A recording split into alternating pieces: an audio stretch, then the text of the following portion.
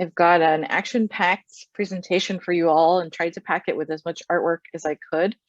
So yeah, without further ado, let me just say briefly that just as a synopsis of the talk, that my goals are kind of twofold, that I want to show you a variety of artwork across our collection. And while I'm not physically there and you're not either, want to get you excited to go there and also to explore our virtual programs, of which there are plenty every week. And many of them are free. So more on that later. And then secondly, this talk broadly is about the collection of the museum and specifically about some of the personal stories behind some of our iconic collection works. And I want to introduce you and tell you more about some of the key movers and shakers who have played formative roles in shaping our permanent collection since the time the museum was founded, but also more recently. So we're actually going to look at three formative bequests, which are art collection gifts, major art collection gifts from Bertha Honoré Palmer, which was gifted in 1922, from Martin Ryerson in 1933, and also more recently from Stefan Edlis and Gail Meeson, who gave us a tremendous contemporary art gift in 2015. So that's actually where I want to start. And so while we are not physically there, I thought what would help transport us there, I'm going to come back to my presentation, but I have queued up a clip from a documentary called The Price of Everything, which I highly, highly recommend this documentary. Maybe some of you have already seen it, but there's a clip, it's just under 3 minutes of Stefan Edlis and Gail Meeson walking through the modern wing of the Art Institute. This is shortly after the museum has received their gift in 2015, and it's now on the walls of the modern wing. So let me just let this clip play for a couple minutes and then I'll come back to you. And I have my sound, by the way, up to max. So if you need the sound higher, there's also captions, but if you need the sound higher, please try to turn that up on your computer. So here we go. Donation for the Art Institute of Chicago. The museum says it's the largest gift in its history. 42 iconic pieces of contemporary art. It's estimated to be worth about $400 million. The gift includes 9 works by Andy Warhol, including 12 Jackies, Flowers, and Liz No. 3. The president of the Art Institute said in a statement, "We are so grateful to Stefan and Gail for the extraordinary gift. It allows us to build one of the richest narratives of art under one roof."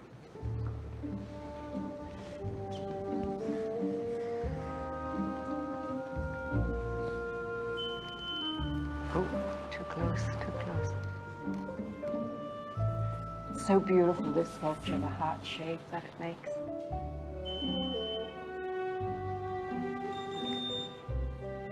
You have to come close to see the glitter. There's glitter in there. You've given this incredible gift to the museum. Why? Well, the simple answer is no grandkids. We had conversations with the museum, and I said, you know, I'm going to give you a picture and it's going to end up in storage. That's not good enough. So they said, we're going to clean out existing gallery, and it'll stay up like you want for 25 years in the gallery and another 25 years mixed up, but still up. Seeing it here today, do you miss it at home? All the walls are full.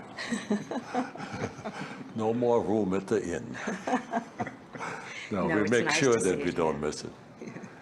If we really miss it, we can come down and have another look. Now tell me about the Liz. That's the only partial gift. Well, I gave the Liz a 10% raise. I just got it. I'd like to live with it. You can have it for 6 months. I'll have it for the rest. Meanwhile, get me a poster, get me something. And then Gail came back with an exact copy, including the wrinkles in the canvas. So we're happy with the copy. Let them have the real stuff. It's amazing what technology can do now. Doesn't this raise a little bit of a question, though, too, about even what is a piece of art, if it is reproducible like that? You absolutely, you put your finger in the wound. That's it. What is a piece of art? Absolutely, that's a question. I can't answer it, but I certainly agree with you. Looks good there, doesn't it? makes you feel like you've done something.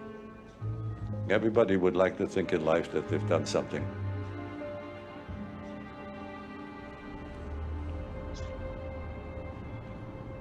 I'm sad that Okay, so I hope that the production values on that was frankly quite a lot better than if I was standing at the museum trying to broadcast to you. So hopefully that made us all feel a little bit like we were physically walking through the museum. And hopefully some of those galleries are familiar to some of you who have been to our museum and to the Modern Wing before. So here on this slide, I have just I have a screenshot from the Chicago Tribune article online about the massive gift transforming the Art Institute. That's from 2015 and shows Mr. Edlis standing in front of Liz number 3, the Warhol piece. And then the same piece, I'm actually not sure if that's the original or the facsimile copy in their Gold Coast home that, you know, you can kind of see them living among their art. And I think one of the best things about this documentary is to see what it looks like for a wealthy collector and philanthropist to actually be living among these multi-million-dollar works. It's very remarkable, and I'll actually say a little more about that. But just briefly to give an overview about the Edlis Neeson collection, which is basically the whole second floor of our Modern Wing.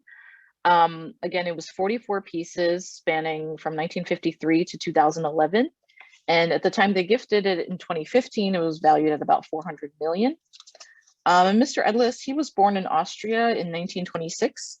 And when he was 15, his family escaped wartime Austria to the United States.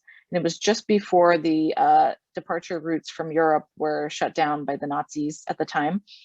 And so he came over with just an 8th grade education and found odd jobs in factories in Brooklyn before being trained as a tool maker.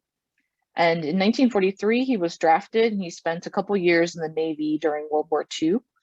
Eventually, he made his way to Chicago in 1950, and he would go on to found a company called Apollo Plastics, which made parts for Zenith radios, record players for RCA, Motorola flip phones, and eventually the parts for the dashboards in vehicles. And he was doing quite well by the 70s, and that's also when he began collecting art. And he went on to sell his company in 2000, again, made the gift in 2015, and he passed away in 2019. So just a bit about Stefan Edlis. And some of these works you'll recognize from the clip, hopefully. So I want to just, honestly, this whole collection is filled with contemporary art superstars, but I've just selected a few for us to look at individually. And this one is Untitled, or Bolsena, by Cy Twombly. And I'll give you a few seconds just to kind of look here. And I've chosen Twombly partly because he is a bit of a controversial artist. There's sort of two sets of people, and you know, all his work he's known for the synthesis of drawing, painting, and writing that is mostly abstract, but also mixed in with certain suggestive pictorial elements. But there's sort of two people tend to fall into two buckets. They either look at this and they're super confused. Why is this art? You know, my 3rd grader can do this. I hate this. And then the second bucket, which I kind of identify with myself, is it doesn't really bother me that it's abstract and I don't totally know what's going on. I basically just like it, and there's a refinement and sophistication and allure to the abstract composition that I'm looking at. And you know, it's always a mysterious thing why one piece of art makes someone hate it and then another person adore it. But I think Twombly is fascinating for this reason. And so in this case, the time that this piece was made gives us a little bit of a clue of the context. So some folks in the audience may know that a significant event happened in the summer of 1969. And that was the Apollo moon landing. So knowing that helps us a little bit start to decode and unpack what we're looking at. And this context helps us recognize some of this visual language as talking about measurements, and you know, with the kind of, it almost sort of looks like a heavily revised, with all the erasing that's happening and all the pencil marks and numbers. It almost looks like a revised math worksheet.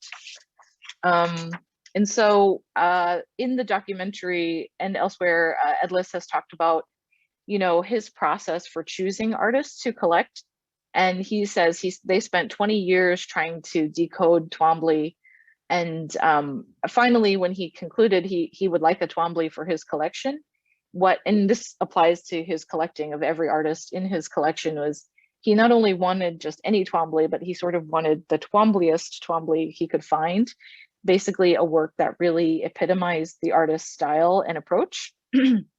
So, you know, he had various opportunities, different Twombly pieces would come to market. And then when this one came along, he felt, you know, this is the Twombly I've been waiting for, the sort of most fulfilled or most realized of the artist's vision.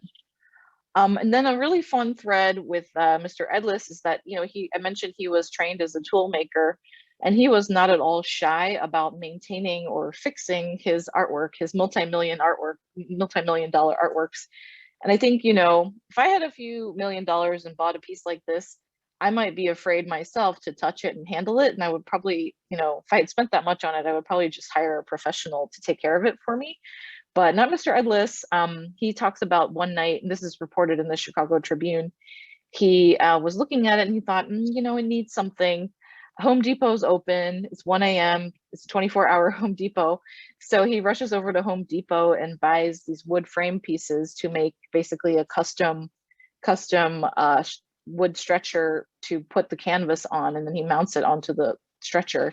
And I'm just like, that's great. More power to you that you have the confidence to, it's your artwork, you own it, you know.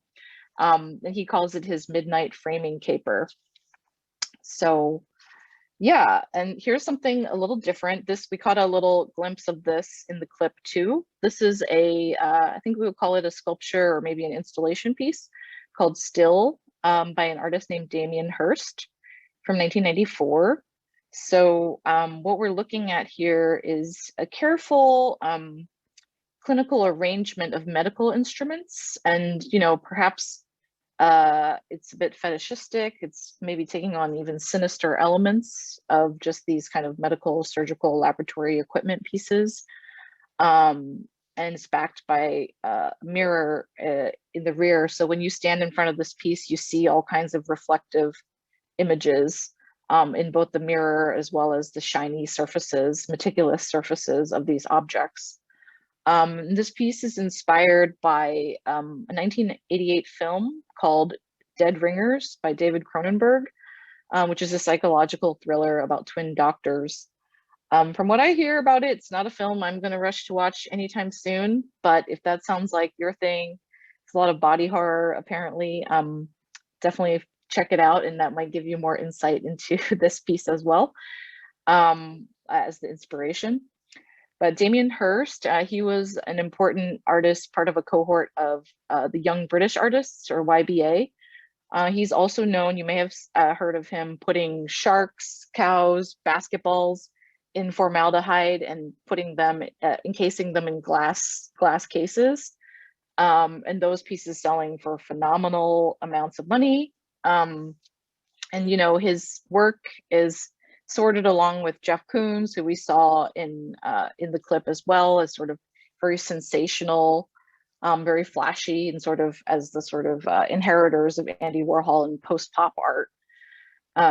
So another example of Ed Liss Neeson collection. And then continuing to show the range, here is a Jasper Johns, one of 3 in the Ed Liss Neeson collection, which I adore this work, and I made a special little trip a couple days ago in preparation for talking to you all to just see it again. It's a very sculptural painting. It features the full alphabet here. Johns was doing a lot of alphabet pieces, just using letters from the alphabet in his paintings. But this is the only example that actually shows the full alphabet from A to Z.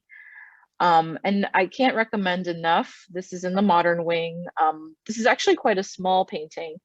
Johns is, you know, more famous for his Target, which is in our collection too, in the Ed Liss Neeson collection. But you can see in this detail, just it's made with encaustic and paper mounted to hardboard.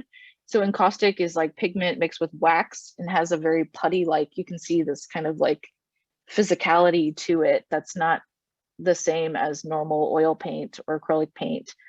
It's very sculptural, it's very small, but it really draws you in. And, you know, I just think, I lean in as close as I can when I get to this piece, and alarms will go off if you lean too close, but this is one of those pieces that I just love to admire the actual sculptural detail.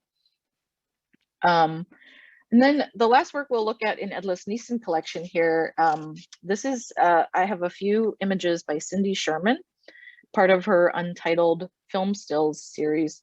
So you might have noticed so far we've been looking at mostly male artists, and that's reflective of the fact that Edlis Neeson collection is dominated by male artists, but there are 2 female artists, including Cindy Sherman. So she was born in New Jersey, 1954, and ended up going to New York City for art school. And she began taking images where she herself, this is the artist playing the subject or the protagonist, if you will, in the image. She was imagining herself as a B-movie actress for movies that didn't exist. And she would dress herself up in a variety of costumes for the role, the imaginary role, for this Untitled Film Stills series. In the 1970s, she was among a cohort of women artists that was really questioning female archetypes that existed, you know, in popular culture. And here I have a couple more. Here's another one, you know, same, the artist again, just transforming herself with different accessories, props, wigs. She loves wigs, has a weird wig collection. But yeah, what kind of pulls all these together is the cinematic composition that uses lighting, costuming, styling, and props. That there's something about it in the backdrop. It's inviting you to fill in this narrative of what's going on with this figure, and, you know, pick up on the clues that tell a story. And I have the first 2 are on view. Not all of our Cindy Sherman pictures are on view just because we have so many of them. Here's a couple more. One on the left, I think, is just, you know, she's really leaning into like, this is weird, I'm weird, get used to it. But she, in this gallery, again, in the kind of suite of Edlis Neeson works, she's next to an artist named Richard Prince, who, if you're familiar with Richard Prince at all, it's, you know, it's a totally different energy. There's very sexual pinup Playboy-like images of women, at least one of which is totally topless. And so it's this juxtaposition, because they're roughly contemporary, of, you know, images of women made by a man versus by a woman that, you know, elicit very different effects and just kind of make you question, you know, who's making the image, what is it made for, who is it made for, whose gaze, and questions like that. And Cindy Sherman is, you know, over the course of now 4 decades, has been continually making images that address these issues in visual culture about gender, performance, and identity, and continues to just release bodies of work that just continue to interrogate those questions. So to wrap up with Edlis Neeson collection, I have this slide here showing again Mr. Edlis with his wife Gail Neeson. This shows you all the artists, mostly almost, yeah, I think it's 14 artists, almost entirely male except for 2, Cindy Sherman and Katharina Fritsch. Quite a few Americans, a few Europeans, and 1 Japanese artist, Takashi Murakami. So this is to show you the remarkable, you know, these are headline contemporary artists all in a single collection, single private collection that, again, if you come to the Modern Wing, definitely check out on the 2nd floor. And I hope I've been able to show you some of the range of what's in there. And, you know, share more of kind of, I like the clip that was shown too, because it kind of showed Mr. Edlis's sense of humor, and that, you know, he's not just like a collector coldly amassing assets and investments, but, you know, someone who is really getting into the dynamics of the art. And, you know, if you can't get to the Art Institute anytime soon, thankfully this collection is going to be up for 25 years as a whole intact until 2040. So that should be plenty of time to go over there and check it out. And then at a certain point, they will enter into our permanent collection. So I doubt they will ever be displayed kind of intact as a collection again, but they'll just kind of be absorbed into the larger pool of works. So just as we move on, I think some of the threads I would hold on from talking about this collection and thinking about Stefan Edlis is just this mix of, you know, him collecting out of personal passion and to some extent with some advice from professionals and following the art market, but just one of the threads that'll carry us forward through the other collectors we'll look at is just confidence and personal taste and sort of the idiosyncrasies of each collector. Okay, we're going to take a breath and get ready to do a little bit of a time hop because we're actually going to go back over a century. This is a view of the Art Institute's permanent, was actually technically the Art Institute's third home, but the first permanent home that was built for it on Michigan Avenue, which is still part of the museum's campus today. If you enter on Michigan Avenue through where the lions flank the stairs, that building, we call it the Allerton building, after one of our other benefactors. But here we see it being constructed. You can still see the south wing under construction in this image. So we're gonna go way back in time. We've looked at a very contemporary example, and now we're going to kind of be much closer to the early years of the founding of the museum. So kind of like a 30-second anchoring for where we are in history. In 1871, there was a Great Chicago Fire that leveled much of downtown. Then at the end of that decade was the founding of the Chicago Academy of the Fine Arts, renamed to the Art Institute shortly thereafter. And it took a few years to kind of gain traction. It was a number of kind of local business people and philanthropists who really wanted Chicago to become more than kind of a trading post, wanted it to become like London, Paris, Rome, and New York, the great kind of metropolis cities of the world, a capital for culture, as well as for, you know, economic trade. So the occasion that came along that the Board of Trustees for the Art Institute really leveraged to create this permanent home for us as a museum was the 1893 World's Columbian Exposition, also known as the World's Fair, which I'm sure many of you are familiar with in one way or another. But there was a lot of hustling and a lot of, you know, brokering to get this land by the lakeshore to be the permanent home for the Art Institute. So even just looking at this picture, which as probably many of you know, the museum has expanded 5-6 times with new wings since then. But even then, this is a pretty large building. And, you know, in 1892-93, the museum really didn't have much of a permanent collection to speak of. So there was a question of, you know, you might think there's a museum, it's filled with art, but where did the art actually come from? They had the building, but what were they going to fill it with?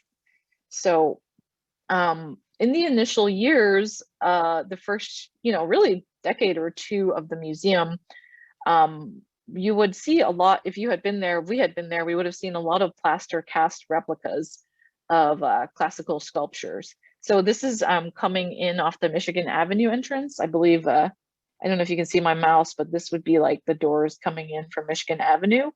And I can picture it in my mind's eye because I was just there. Then on this side is one of the gift shops now. And then there used to be this really large octagon desk where you would check in. And then the coat check and stuff would be behind where this view is. But anyway, yeah, so you would see all these kind of plaster casts, which was really the bulk of the collection in the early days. So not originals, but replicas made of plaster. And here's moving along some more. So we're coming through that lobby and coming to this grand staircase off the Michigan Avenue entrance. And again, seeing more casts. And, you know, it really took, this was not unlike other major museums like the Met in New York and also Museum of Fine Arts in Boston that were around in the early days of kind of American museum culture. It really over time evolved to where museums became a place that housed original art and masterpieces as opposed to these kind of replica works. So in these early days, again, when the museum had no permanent collection of real merit to speak of, the way that it worked was that many of the rooms in the building that we saw, the Allerton building, they were sort of more or less earmarked for prominent philanthropists and families. So, you know, you'd have the Buckingham room or the Palmer room, and, you know, things were cycling in and out on loan from wealthy collectors who were lending on short-term loans works from their private collections. So it was almost like that room or those rooms of the museum was an extension of their private homes where they would display their favorite works. Oops, sorry about that, my cell phone. So it took until, you know, this building was built 1893 for the World's Fair. And it was well into the 20s before the museum started to have a permanent collection that was kind of merit, thanks to the fact that people then started making generous gifts to the museum. But, you know, from that time and all the way through today, it's easy to see the more you learn about these works. Our collection really is the sum of, it's a collection of other collections. And yeah, we're looking at some of these stories today. So, next we'll look at Bertha Palmer, who some of you may be familiar with. Bertha Honore Palmer, nicknamed the Innkeeper's Wife. That is from a popular book called Masterpieces, Famous Chicagoans and Their Paintings by Patricia Ahrens. So I'm borrowing the nicknames from Ahrens. But so in this kind of second half of the talk, we'll look at Bertha Palmer and Martin Ryerson, who in the very early decades of the Art Institute, there was a constellation of really important collectors and philanthropists, but I would say that these two separately were major standouts in this constellation of philanthropy. So Mrs. Palmer, a few things, because I find the social history of the Palmers really interesting, and some of this may be familiar to you, is that she married Potter Palmer, who was 22 years her senior in July of 1870. And he was a merchant magnate who had founded the dry goods store Potter Palmer and Company, and would go on to become the largest landowner in Chicago. He, like many of the sort of businessmen and merchants of Chicago, was born on the East Coast. He was born in New York, and then ended up coming over to Chicago because he and the others sensed that this was kind of the frontier. This was where the place to be to make your fortune and become very. His sites on State Street in the 1860s, bought up as much real estate as he could, and his intention. I'm getting a little note that my internet connection is iffy, so Kate, feel free to let me know if I need to repeat anything. But so Potter Palmer had his sights set on State Street, and he built a block. He developed a new shopping area with 32 stores and houses of business, and, you know, had all these innovations with reference to customer service and returns. And then he also was ambitious and created the Palmer House, which was his goal was to create the most fashionable hotel in Chicago that the city had seen. And on the occasion of his wedding to Bertha Honore, presented it to her, his new bride, as sort of a wedding present. And it was valued at $3.5 million in 1871 dollars, which I'm sure is a lot more than that in terms of the conversion now. But so unfortunately, though, guess what happens 2 weeks after the Palmer House opened? The Great Fire hit Chicago, and the whole building, you know, was, along with much of downtown, was leveled. So Mr. Palmer, being a resilient man, he borrowed $1.7 million from his insurance to rebuild, and then 2 years later was able to reopen the second iteration of Palmer House. This time they made sure to use fireproof materials. So by the 1890s, the Palmers were really at the top of Chicago society. He was king of the merchants and she was queen of the high society socialites.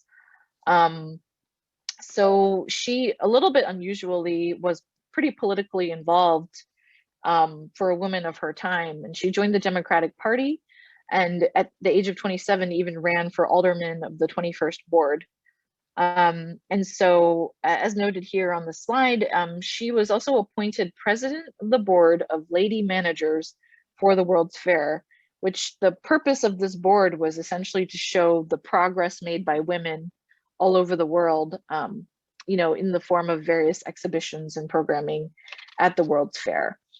And so for the fair, she actually declined the salary that came with this position and traveled on her own dime across Europe to meet with dignitaries, to meet with art world individuals, make connections that would strengthen the exhibit that she was working on, multiple exhibits for the World's Fair, because her ambition was really to use the fair as a chance to show off like progressive and first-rate art come to Chicago, in and of Chicago, but also well beyond from Europe, and not just have it be kind of a safe run-of-the-mill art show. So we're going to look at some of the pieces she acquired, but I just want to say briefly that this is a portrait of her by Anders Zorn. To me, I thought it was a John Singer Sargent, but it is because Zorn was aspiring to paint like Sargent, the well-known society portrait painter. And this, for a long time, this portrait was in the Ryerson Library, the library that's inside the museum.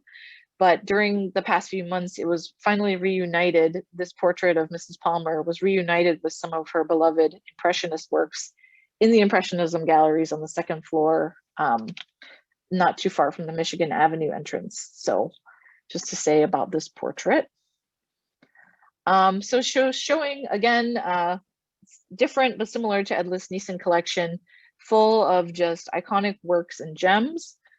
So as Mrs. Palmer is touring Europe, she's, you know, making connections, building the buy-in for the World's Fair in Chicago, but she's also snapping up what would become just sort of like the masterworks of Impressionism from that period. And so she bought these, she bought people like Renoir, Monet when they were not fashionable. They were in fact sort of like renegade peripheral artists, and you know, it was kind of risky to be going in that direction. There was no guarantee. They're certainly not as established as we think of them today. So she bought a number of these paintings and worked with a gallerist named Paul Durand-Ruel, who was the agent for Manet, Monet, and Renoir. And Durand-Ruel would go on to say that those painters absolutely would have starved if not for the American patronage they received from people like the Potter Palmers. And I wanted to put in, especially, we've got two Renoir paintings here near the lake on the left, and Acrobats at the Cirque Fernando to the right. The Acrobats is also known as Circus Girls. It's been labeled with different titles throughout its history for various reasons, but that was actually her personal favorite, Circus Girls, and it was always hung in her bedroom. And one thing I loved reading about Mrs. Palmer is that she loved her art so much that as she traveled, which she did often, she would have some of her favorites shipped with her so that wherever she was staying abroad, you know, her favorite artworks could hang with her. So it was like bringing a little bit of home with her. So also she purchased Circus Girls for the amount of $1,750 in 1892. And by the time of her death, a couple decades later, it was worth $200,000. So we got to talk about Monet, not least because we have a current Monet exhibition up now through June 14th called Monet in Chicago. This is a piece from Potter Palmer collection that's early Monet.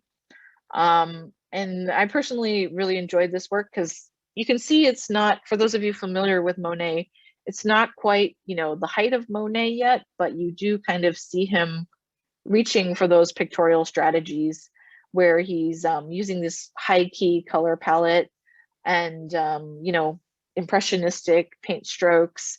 And it's really a departure from the what was the accepted style of the time, which was the sort of high academic salon style of realism, of history painting. And so this, this kind of painting made in 1868 was shocking and definitely not what people were used to at the time. So Mrs. Palmer, back to Bertha, she was buying up Impressionists left and right, again, at a time when it was somewhat risky, and then lending a number of the pictures that she had bought to the World Fair exhibition down on the South Side. And she was very influential in at least two ways. One, in that all the work she had put in alongside other people to kind of show off avant-garde art in Chicago, did seem to confirm that Chicago was shedding its provincial past and that it was indeed becoming, this kind of cosmopolitan city that could one day rival London, Paris, etc. And then with her own works of, lending Barbizon pictures and Impressionist pictures to the show, she was very influential to the sphere of philanthropists in Chicago and inspired others to buy these artists as well. So, and that certainly helped those artists in terms of their livelihoods, but also eventually, as I have been alluding to, in 2-3 decades from the time they were buying them, all of these paintings, many of them would go to the Art Institute and form the basis of what would become our collection. And to say a little bit that Bertha Palmer, she certainly had confident taste of her own, but she did receive some good advice from folks like Sarah Hollowell, was a curator and art dealer who worked with her on the World's Fair exhibition. And Hollowell was friends with artists like Cassatt and Rodin. And also Mary Cassatt was directly in touch with many collectors, including Mrs. Palmer. And, since she was an artist herself, she sort of was whispering in their ears about, oh, so-and-so is hot, like so-and-so, you should collect them. So, it wasn't, I think that certainly confidence and personal taste was a part of it, but did have some input from the likes of Sarah Hollowell, Mary Cassatt, for example. A couple more on the Potter Palmer collection. Here's another Monet that's in the show, the Petite Creuse River. And I don't think we can make it out quite in the photo on the top left, but I wanted to include that picture of the way that the pictures were shown in Bertha Palmer's own home.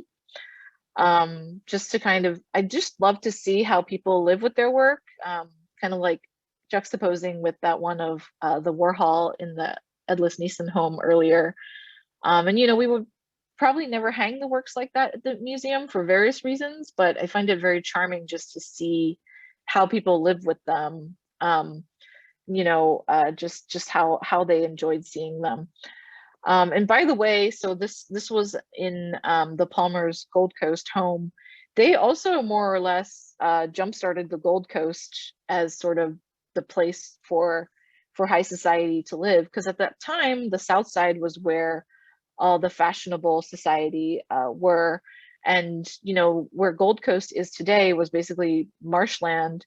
So Mr. Palmer, he rolled up his sleeves and set about draining the marshland, and then began to sell parcels of property to his rich friends who started building their homes north of downtown as opposed to the South Side. So quite the trailblazer. So this is, I think, my last Potter Palmer slide, just to show you images of Mr. and Mrs. Palmer on the left and right. And then also this pair of marble busts, which the busts are on view, sculpted by Hiram Powers. And just to kind of conclude on the Potter Palmers, that their collection had so many headline names from French painters as well as Americans that are still, are only more beloved now than they were at the time. And Mrs. Palmer was also somewhat adventurous. I don't have any of them in this presentation today, but she collected also Tanagra terracottas, ivories, Tang Dynasty figurines from China, pottery and jade, more pottery and jade from China. So she did have, different tastes, but it's the Impressionism galleries that bear her name. if you go to see the Impressionist galleries, their names are on the wall, and for good reason. And just to conclude by saying that, so Mr. Potter passed away in 1902 after they had been married for 32 years. And at that time, he left his entire property to Bertha with no strings attached. And so when people were warning him, oh, she might remarry, he answered, if she does, he'll need the money. And so actually her collecting did slow down a lot after he passed away, though she did continue to accrue objects from time to time. And then when she died 16 years after him, she actually left a fortune double what he had left her in 1902. So indeed, she was a very prudent investor, a very savvy investor in the arts. And in 1922, the Palmer bequest came to the Art Institute 4 years after Bertha passed away. And again, with the Mary Cassatt, the Edgar Degas, Camille Pissarro, Renoir, and Monet, of course, they're among our most visited works today. And, you know, again, to kind of underscore that these works were absolutely far from being mainstream in taste when they purchased them. And then as kind of a fun segue, because these are marble busts, I couldn't help, not necessarily a segue so much as a throwback to earlier, I couldn't help but think of this marble bust from the Edlis Neeson collection that we saw in the clip by Jeff Koons. And this is just for fun. That, you know, I think it's wonderful that there's something for everyone at the Art Institute. You like marble busts? Well, you can see something like this. You can also see something like this, you know, within a short distance walk from each other. And this, by the way, is from the Edlis Neeson collection. Jeff Koons, his first wife, Ilona Staller, was featured in a lot of his works at the time, and she is a former adult film star, politician, and singer. And you know, in their own ways, it's two distinctive portraits of married couples, right?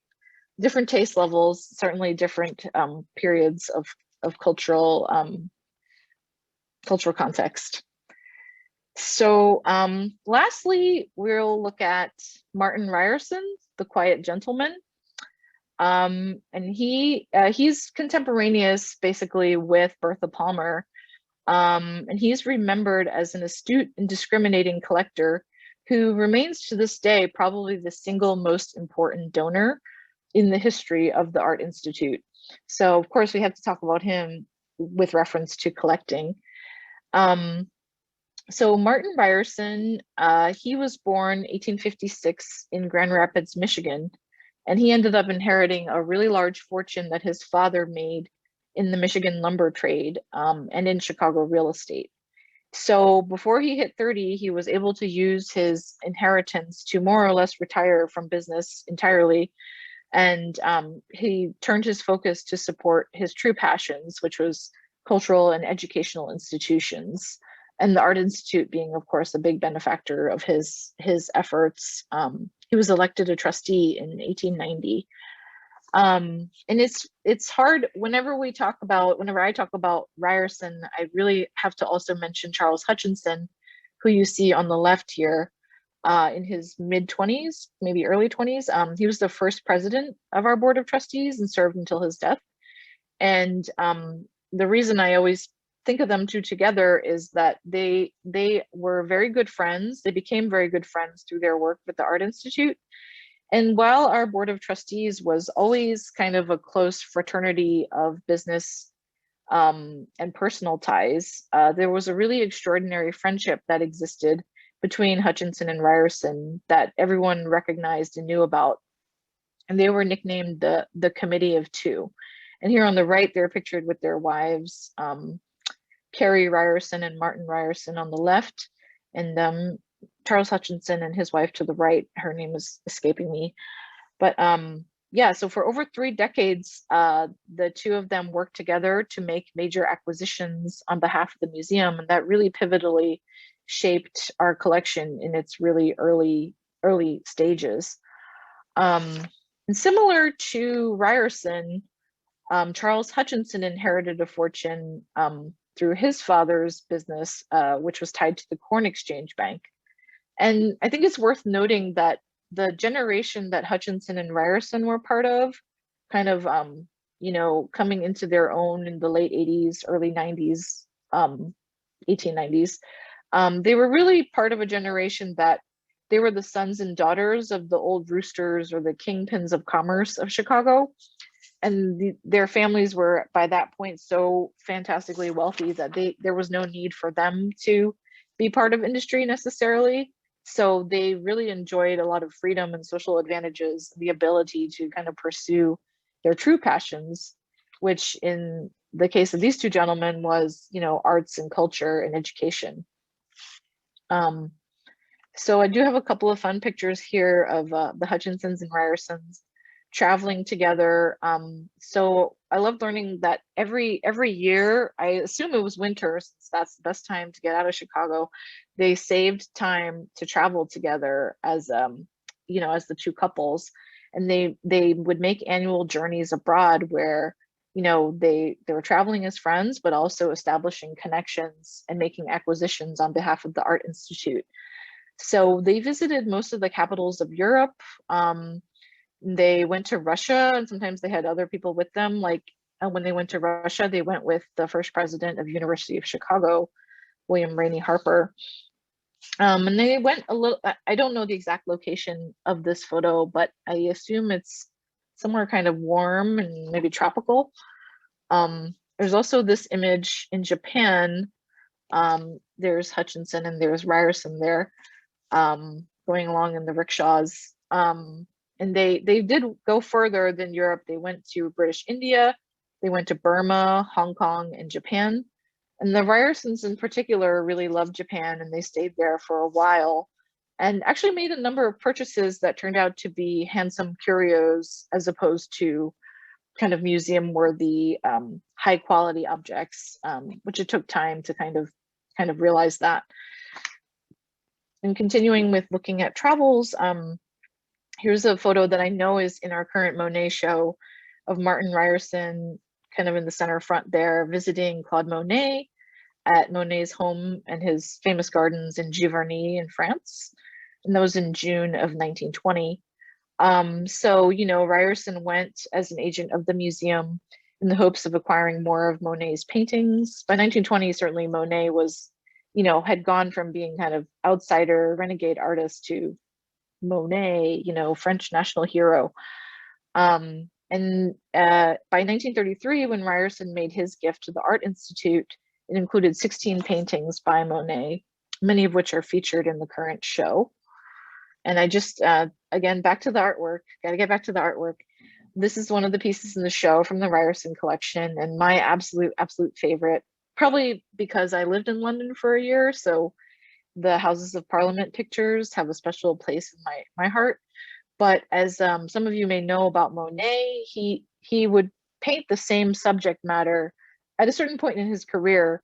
He was basically just choosing the subject matter, but painting it over and over again, you know, dozens, sometimes hundreds of times, just for different light effects and feelings. And Houses of Parliament, I think that he also would destroy ones that did not meet his high standards. So he might have made, let's say, a couple hundred of this subject, but then destroyed all but 20 to 40 that actually he felt were, you know, of lasting quality.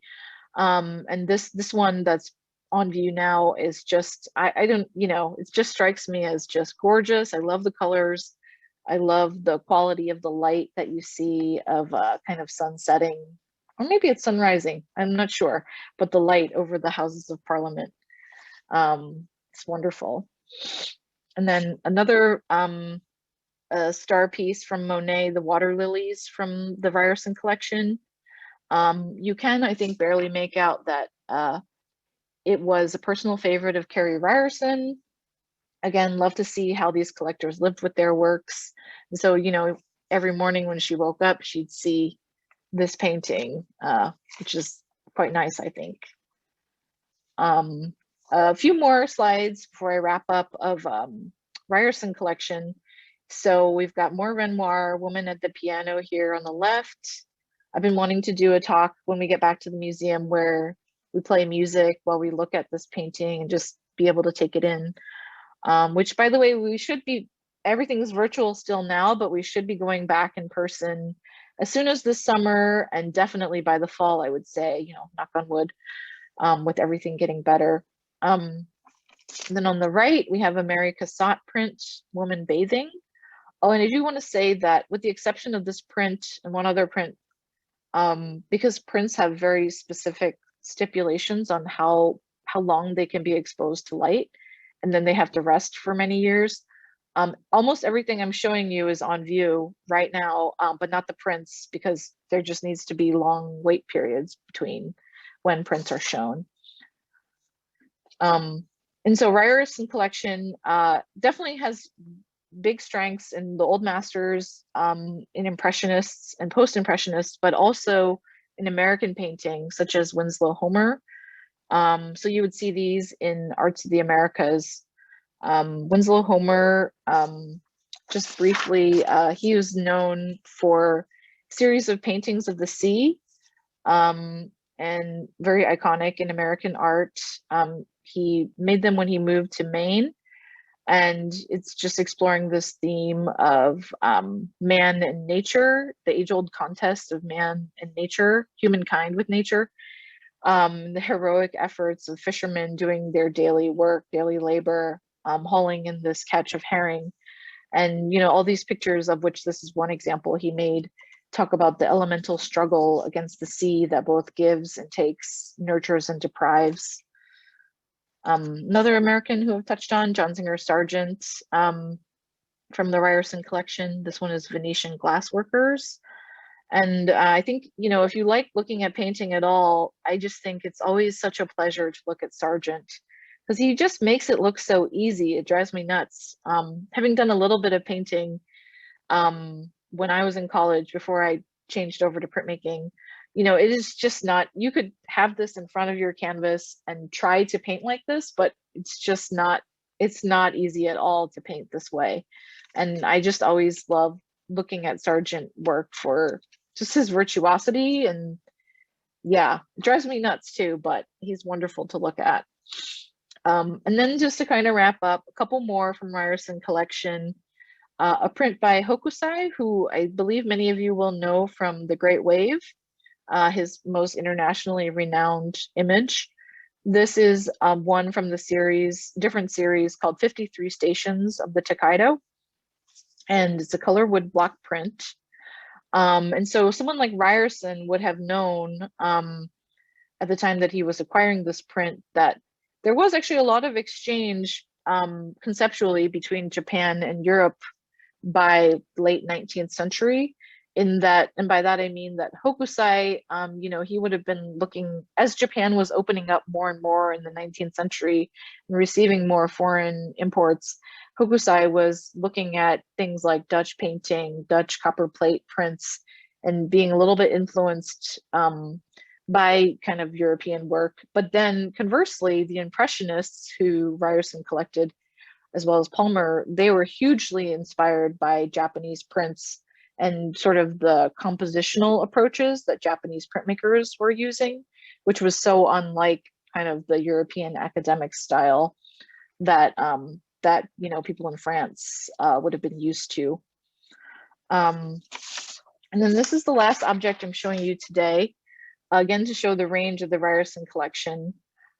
This is a lacquer tea bowl, and in Chinese, let me bust out my Chinese here. Qianlong Yuzhi Diaoqi Zhan, which means basically Emperor Qianlong carved lacquer cup. And this would have been from, one of Ryerson and Hutchinson's joint travels abroad. And I wanted to end on this object for a couple reasons.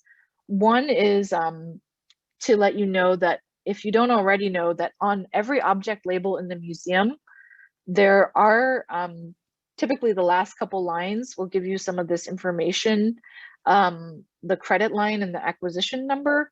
So in this case, the credit line, gift of Martin A. Ryerson and C.L. Hutchinson, refers to these two gentlemen that I've been telling you all about, and alludes to just seeing this line, it's about their friendship, about their travels together, and conjures that relationship as to the reason why this object is part of our collection. And then the last line, usually on the object label, is called the acquisition number.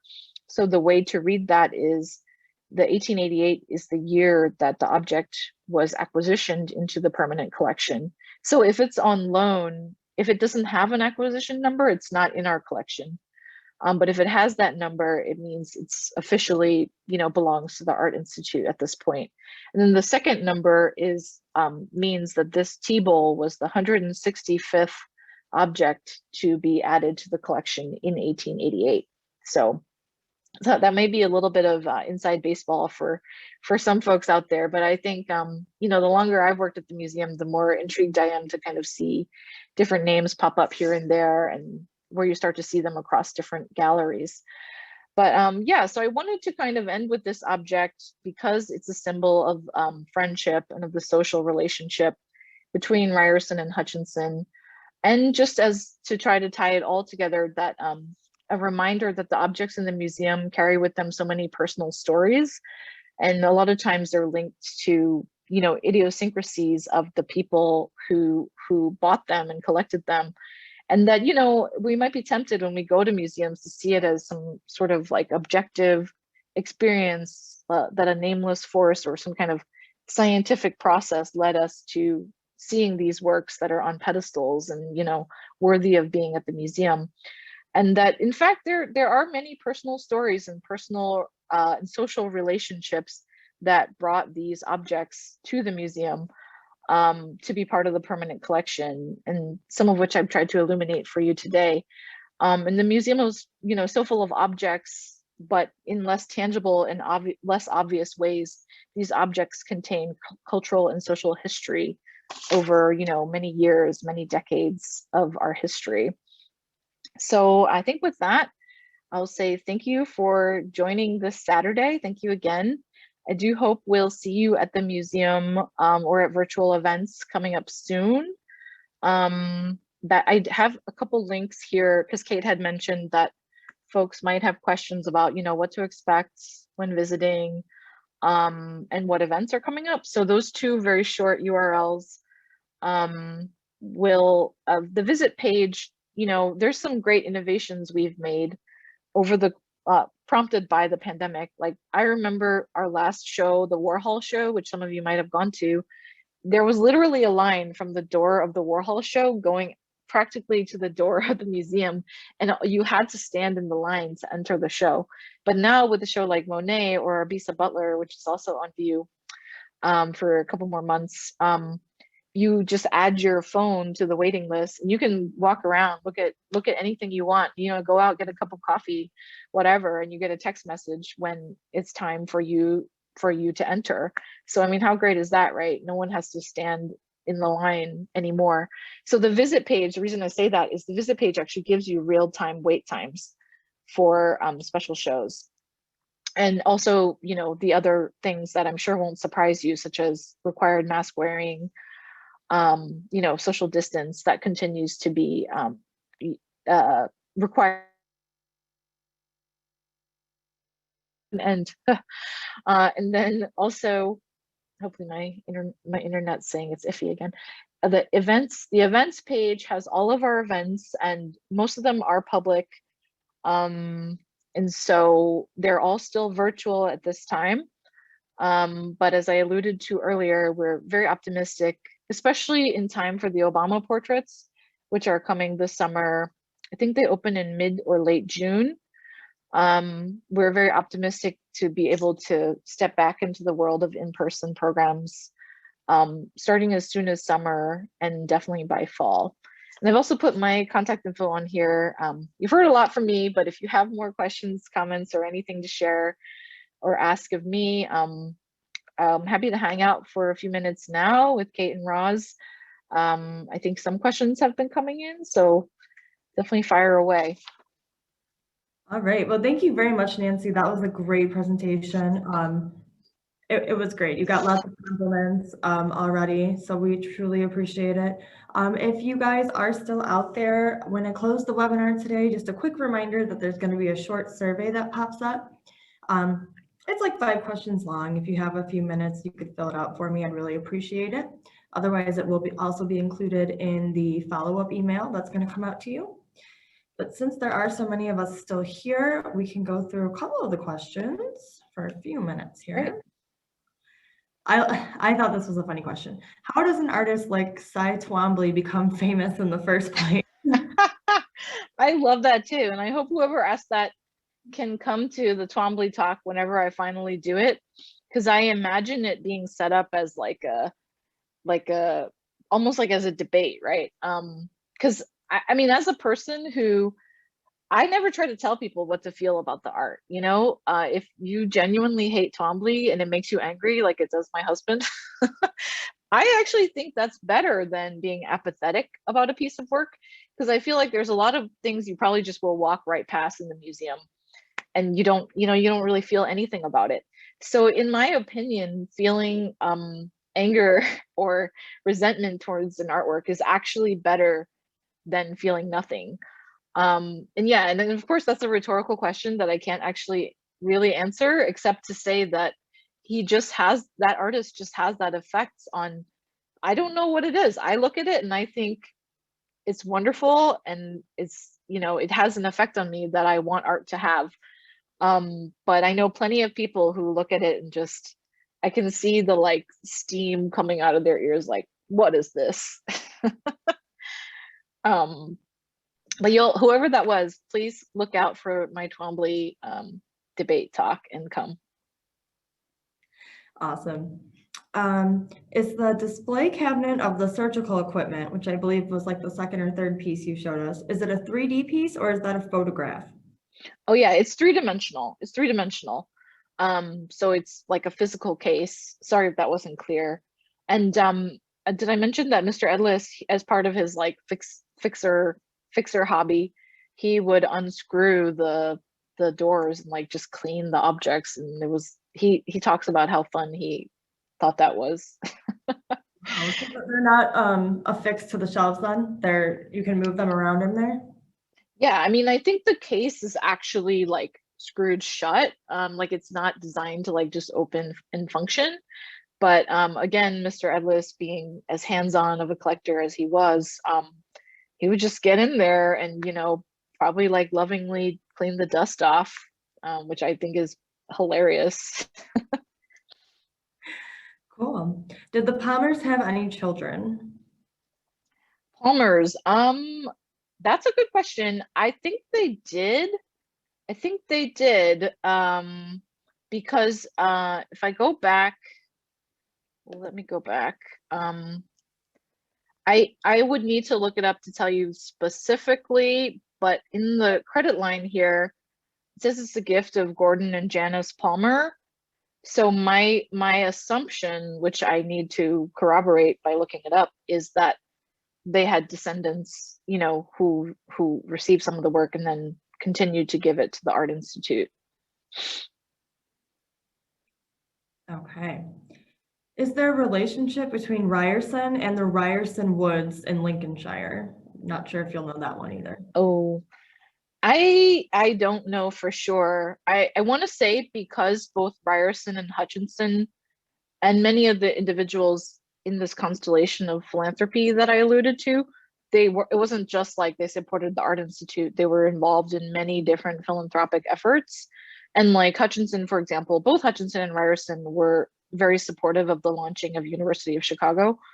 I don't know specifically about the Woods, but I just would not be surprised at all if, you know, the reach of their philanthropy reached that far.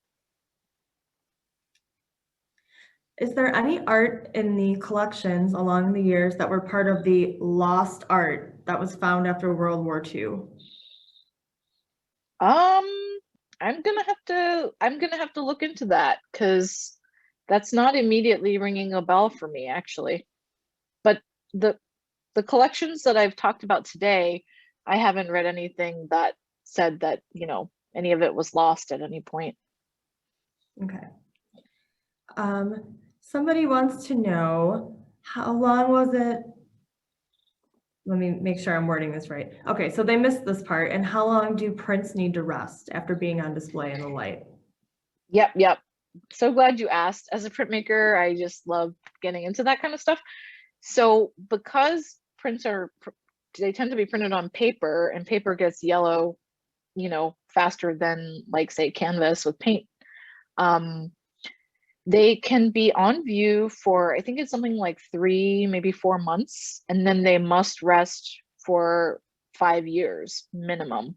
So with Hokusai, we have a few copies of the Great Wave, and like I think we have maybe like 6 copies, and it's such a popular print. We just had a couple of them on view last year, and then those ones rested, but some of the other ones that didn't come out last year might come out before 6 years, if that makes sense.